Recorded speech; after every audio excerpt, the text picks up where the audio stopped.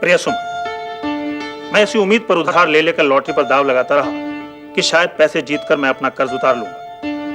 मैं हारता गया और कर्ज बढ़ता गया। मजबूर होकर मैं इतना बड़ा कदम उठा रहा हूं। सुमन, मैं तुमसे और मेघा और एकता से बहुत प्यार करता हूं। हो सके तो मुझे माफ कर देना। शंकर। माय लॉर्ड, 10 जुलाई 1993 की रात को शंकर त्यागी ने अपने सर पे गोली मारकर आत्महत्या कर।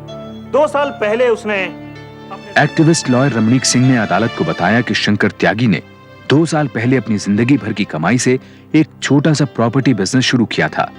नए बिजनेस में उसका सारा पैसा डूब गया। हताश होकर एक दिन अपने दोस्त मदन शर्मा के बहकावे में आकर वो दिल्ली की एक लॉटरी मंडी में जा पहुंचा।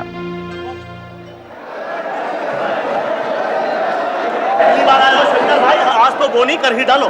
देखो 100 रुपए की तो सवाल है, और फिर जीत गए, नंबर लग गया तो 900 रुपए मिलेंगे। अरे मदन भाई, मेरे पास तो सिर्फ 100 रुपए हैं।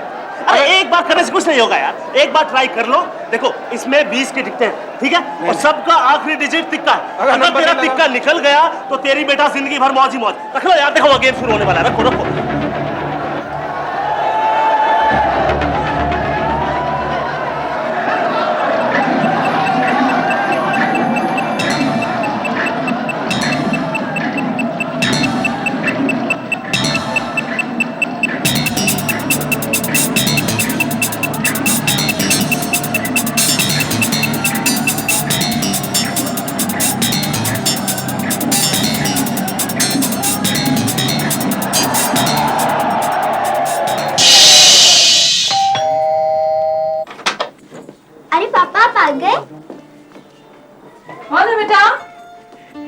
आज इतनी क्या हुआ? कुछ गड़बड़ हो गई? बहुत गड़बड़ हो गई। क्या हुआ? हाँ? आज मदन मुझे जबरदस्ती लॉटरी खिलाने ले गया और वहां मैंने 100 रुपए लगाए और 900 रुपए जीत गया। ये देखो तुम्हारे लिए, और ये तुम्हारे लिए, ये आपके लिए।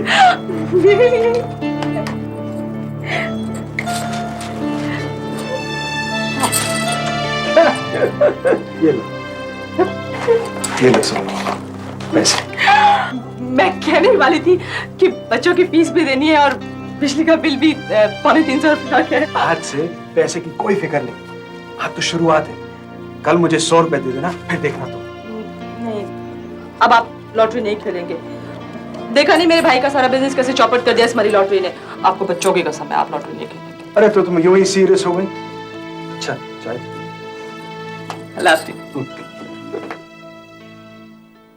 भाई त्यागी, कुछ समझ नहीं पाया। 1 महीना होने को आया और एक भी प्लॉट नहीं मिला। अरे भसीन साहब, कमर्शियल प्रॉपर्टी की मार्केट बहुत तेज चल रही है। एडवांस देने में 1 घंटे की देरी और प्लॉट हाथ से निकल जाता है। शंकर, अबे आज शॉर्ट पंजा लगने वाला है, चलेगा? नहीं मदन भाई, तुम जाओ। हाँ।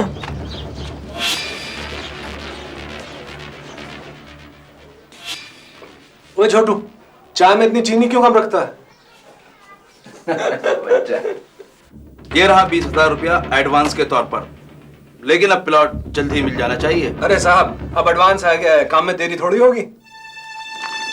1000 है, 5 नंबर पे 20। अरे शंकर, इधर इधर इधर। हाँ मदन भाई 5 पे लगाया, ठीक है ना? फिट है, जीतेगा तो देखना।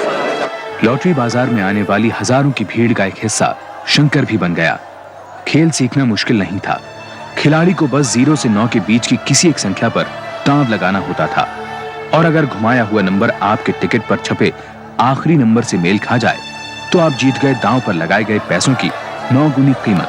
अगले 2 दिनों में शंकर तरक्की करके 5 रुपए के टिकट से 1000 रुपए के टिकट पर पहुंच गया, लेकिन जीता एक कानी कौड़ी भी नहीं। सिर्फ 2 ही दिन में वो पुनीत भसीन के एडवांस दिए 20,000 में से 18,000 रुपए हार चुका था। कोई नहीं यार, हिम्मत नहीं आते। कल हारा, आज जीता, कल होगा फिर हमारा, देखना तो।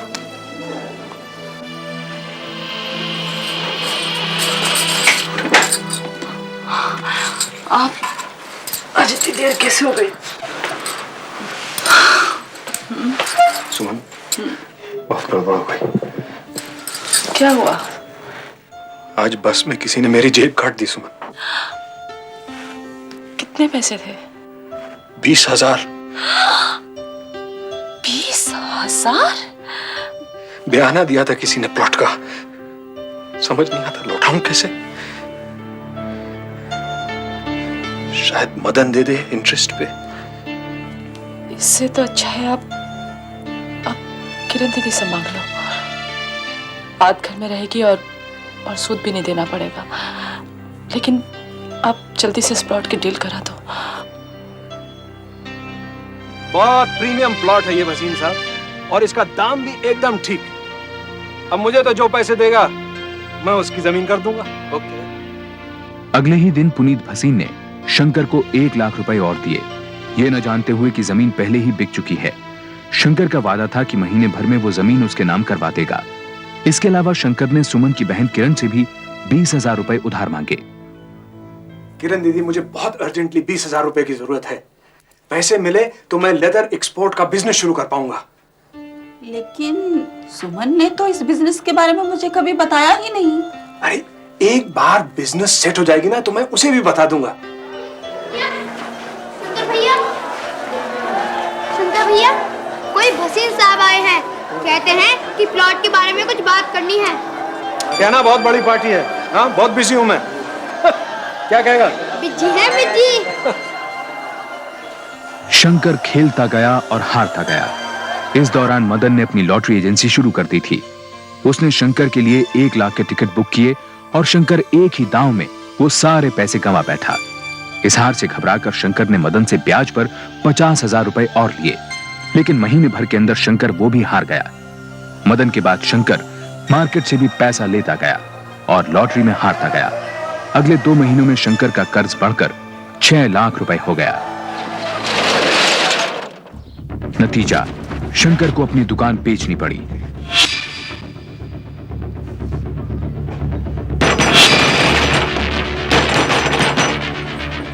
त्यागी है, महीने भर में प्लॉट दिलवा रहा था, उसका क्या हुआ? आप लोग दुकान पे जाके बात कीजिए ना। दुकान बिके तो बहुत दिन हो चुके हैं। अरे वसीम साहब, आप ही के काम के लिए तो क्या हुआ था। तुम अंदर जाओ। मुझे मेरे पैसे वापस लौटा दे त्यागी। पैसे मिलते ही लौटा दूंगा। नया बिजनेस शुरू किया ना मैंने। कान खोलकर सुन ले त्यागी, अगर 10 दिन के अंदर पैसे वापस नहीं लौटाए तो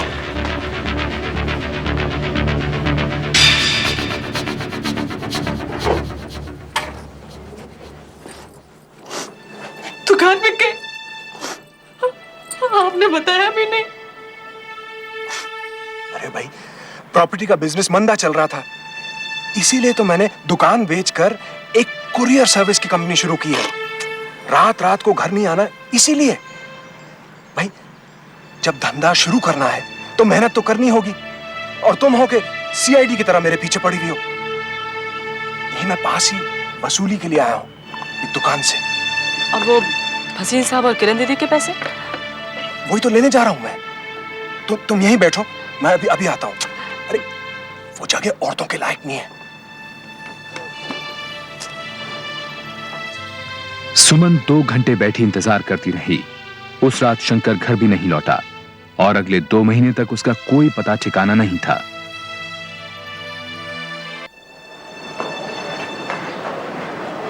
मम्मी, नंदन धोबी कह रहा था कि उसने पापा को हनुमान मंदिर के पास के लॉटरी मंडी में देखा है।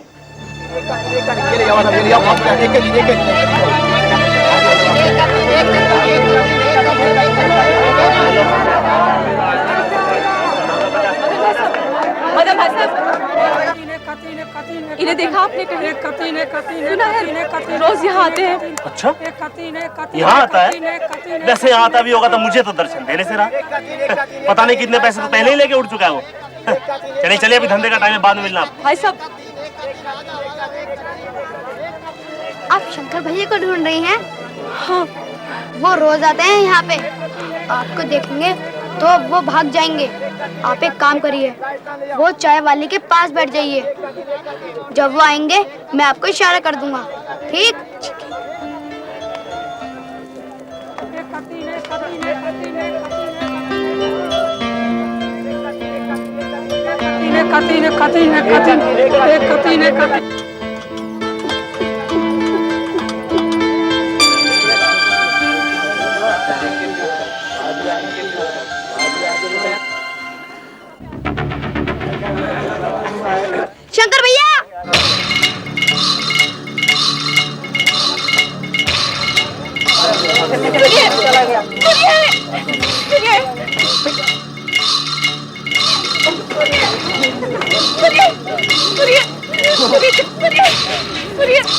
सुनिए चलिए मैं कोई शंकर मंकर नहीं हूँ। मेरा पीछा क्यों कर रहे हो? ऐसा मत करिए प्लीज, घर चलिए उठिए, घर चलिए। मैं शंकर नहीं हूँ। ऐसा मत करिए, आप और एक तक करोड़ों के बुरा हाल है, प्लीज चलिए। अरे तो शंकर है, शंकर क्या की ससुरा बहुत दिनों से बचता फिर रहा था। ये लोग कौन है? मुझे बचा लो सुमन, ये लेनदार है, मुझे बचा लो। चलिए चलिए चलिए। क्या शंकर, आप नहीं छोड़ूंगा तुझे। चलो भैया भजनपुरा ले चलो। चुप करो तुम लोग। लेनदारों के डर से शंकर और सुमन उसी रात भजनपुरा छोड़कर शाहदरा चले गए। किरण ने अपने घर के पास उन्हें एक छोटा सा कमरा दिला दिया। मदन शर्मा और बाकी लेनदार जब शंकर को ढूंढने में नाकामयाब रहे तो उन्होंने उसके भजनपुरा वाले घर पर कब्जा कर लिया। इन्हीं दिनों तकलीफों की मारी सुमन को किडनी का रोग लग गया था। फिर भी घर का खर्च चलाने के लिए उसने एक सरकारी स्कूल में 2000 रुपए की टीचर की नौकरी कर ली। सुमन, 1000 रुपए है। फिर लॉटरी खेली? प्राइवेट कंपनी में नौकरी मिली है, नई नौकरी है, पैसे तो कम ही मिलेंगे। Okay bye. शंकर फिर झूठ बोल रहा था। ये पैसे शंकर ने लॉटरी में जीते थे। उसने अपना पुराना अड्डा बदल दिया था। अब वो शाहदरा लॉटरी मंडी में रोजाना जाने लगा। उसे उम्मीद थी यहां वो अपने लेनदारों से बचा रहेगा। फिर भी अपनी हिफाजत के लिए उसने एक लॉटरी बेचने वाले की मदद से एक रिवॉल्वर हासिल कर ली थी।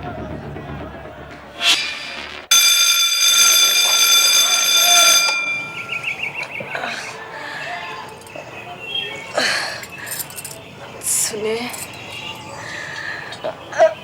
सुनिए, बहुत दर्द हो रहा है। अच्छा, मैं डॉक्टर का इंतजाम करता हूँ। इतनी सुबह डॉक्टर नहीं मिलेगा। अरे madam, doctor Shankar at your service.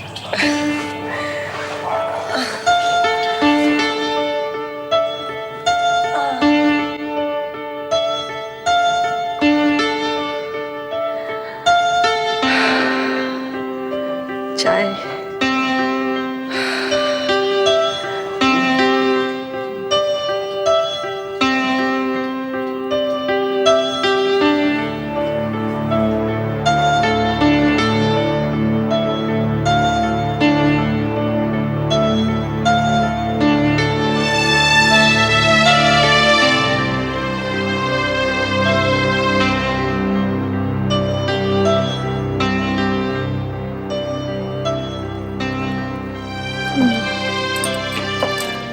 लगता है तकलीफ ज्यादा बढ़ गई है। अच्छा, ऐसा करता हूँ, मैं एक इंजेक्शन दे दूंगा, उससे काफी आराम आएगा।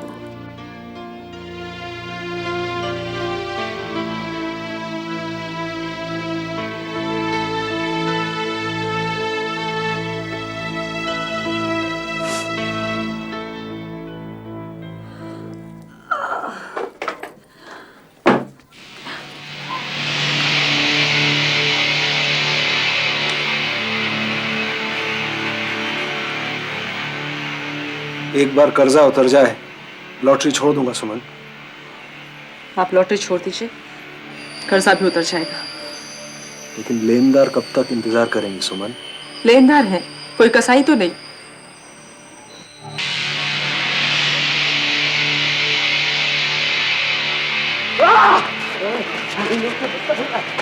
बहुत दिनों से भागता फिरता ना तू। अगर 2 दिन के अंदर अंदर मेरा पैसा मुझे नहीं मिला तो तेरा नया घर तो मैंने देख ही लिया। तेरी 2 बेटियां भी तो हैं। निकाल तेरी जेब में क्या, निकाल तेरी जेब में क्या। लेनदारों की धमकियों से घबराकर शंकर उस रात घर नहीं लौटा। हेलो हेलो किरण दीदी, मैं सुमन बोल रही हूँ। दीदी वो वहां तो नहीं है?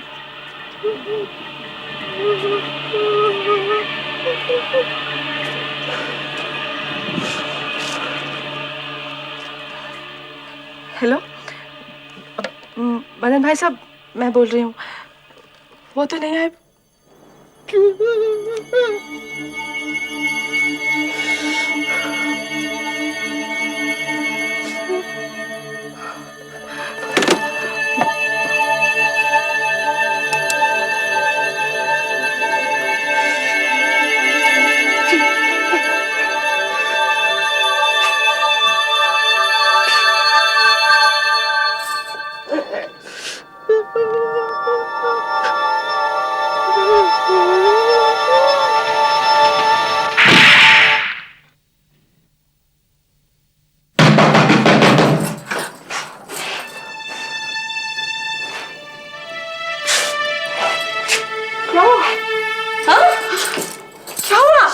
वापस आया क्या?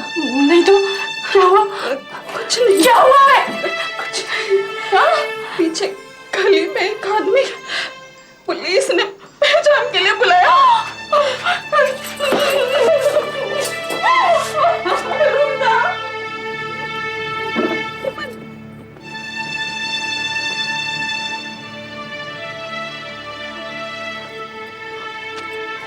मार डाला, मार डाला, मार डाला। मैं जानती थी ना इनके लिए इंसान मार डालेंगे।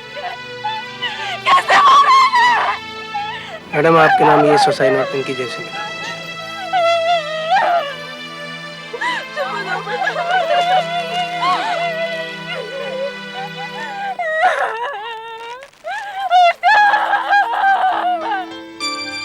अगले 2 हफ्तों में लॉटरी के शिकंजे में जकड़े 6 और लोगों ने खुदकुशी कर ली। इन 7 लोगों की खुदकुशी की खबरों ने एक्टिविस्ट रमणीक सिंह को झंझोड़ कर रख दिया और उसने फैसला किया कि वो सुमन त्यागी को मुआवजा दिलवा कर रहेगा। लेकिन इससे शंकर की बेवा सुमन त्यागी को क्या मिला? उसके रिश्तेदार अपने घर में उसे रखना नहीं चाहते, और ठीक भी है। शंकर जो अपने पीछे इतना बड़ा कर्जा 10 लाख रुपए छोड़ गया है, उसकी जिम्मेदारी कौन लेगा? शंकर के परिवार की मदद के लिए मैंने दिल्ली लॉटरी संघ से अपील की थी, लेकिन उनका अभी तक कोई जवाब नहीं आया। इसीलिए मेरी अदालत से दरख्वास्त है कि शंकर की बेवा सुमन त्यागी को मुआवजा दिलवाने में मदद करे। मिस्टर सिंह, आईपीसी की धारा 309 के तहत आत्महत्या एक कानूनन जुर्म है, इसलिए यह अदालत मुआवजे के मुकदमे की सुनवाई नहीं कर सकती।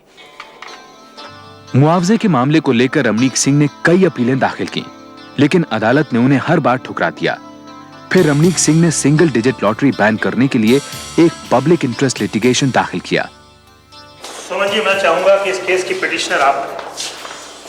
रमणीक सिंह की अपील के जवाब में एक रिटन स्टेटमेंट देकर एसोसिएशन ऑफ लॉटरी ट्रेडर्स भी इस मुकदमे की एक पार्टी बन गया। साथ ही उन्होंने सरकारी वकील गोपी नायर को उनका केस लड़ने को राजी कर लिया।